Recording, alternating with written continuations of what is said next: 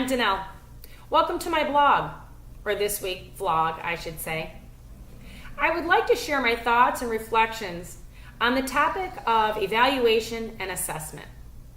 This has been a topic that has been discussed in education since the beginning, and there's been a paradigm shift, and it's been at least for the last decade, in regarding the uses of evaluation and assessments to promote learning.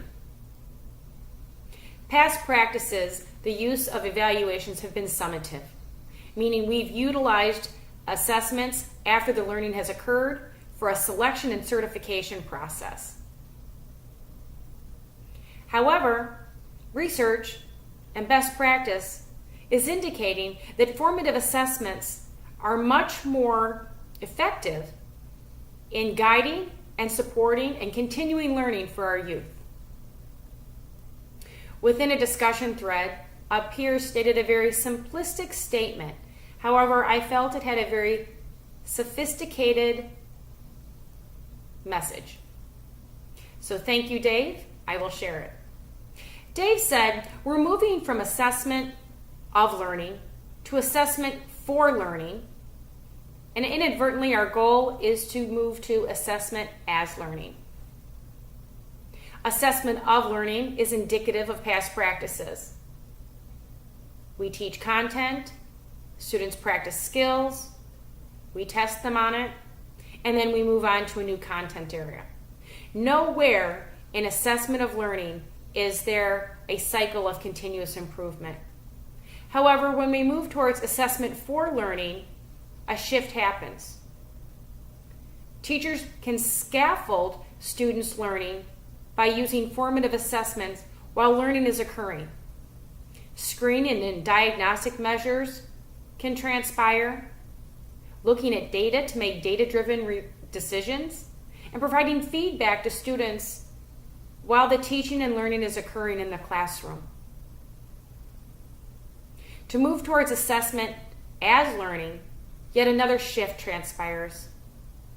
And though the teacher still becomes a facilitator, the student takes ownership of their own learning, and it becomes very student-centered.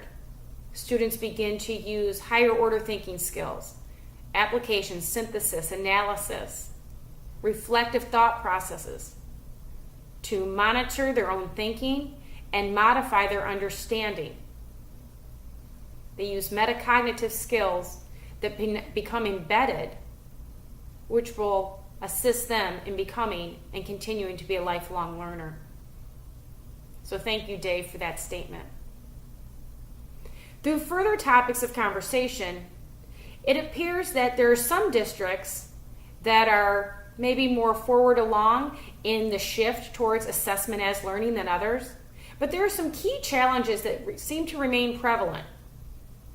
Challenges including initiatives from federal and state mandates, initiatives at the district level by administration and key initiatives for the year, as well as professional and development and training for teaching staff, as some are still reluctant and feel uncomfortable utilizing technology in the classroom. So where do I think we are right now? In my perspective, I think the pendulum is right in the middle. I think we are beginning to use assessment for learning. Also, what can I do to continue to promote this shift towards assessment as learning?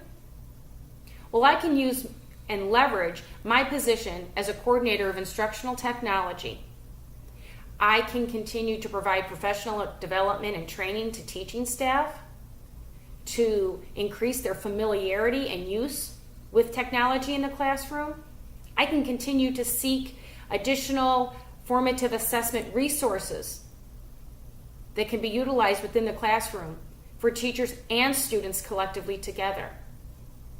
As well as I can continue to uphold and increase our technology infrastructure, accessibility, and functionality of 21st century devices for student use to not only continue to increase their motivation but to give them experiences using the tools for learning in our 21st century.